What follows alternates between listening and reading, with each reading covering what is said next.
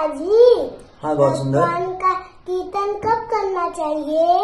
भगवान का कीर्तन तो भागवत में एक श्लोक है, शांकेत्यम पारिहास्यम वा स्तोभम हेलनमेव वा वैकुंठ नाम ग्रहणा शेषाघरम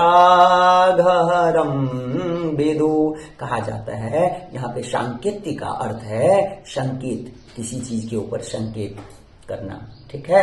पारिहास्य का अर्थ है हंसी मजाक में या कैसे भी, यानी कि कहने का अर्थ है संकेत में हो, यानी कि भगवान के आगे हो, भगवान के सामने हो, या तो खेल कूद करते वक्त, आप जैसे होमवर्क करते हो ना, होमवर्क करते वक्त कैसे भी हो, भगवान का नाम लिया जाए तो वैकुंठ स्थान मिलता है, भगवान के पास ही हमें जाने को मिलता है, ठीक है। तो इसीलिए खेलते रहो, घूमते रहो, अपना कार्य करते रहो, अपना धर्म निभाते रहो और हरि का नाम गाते रहो। हरे कृष्णा कृष्ण कृष्णा हरे हरे, हरे राम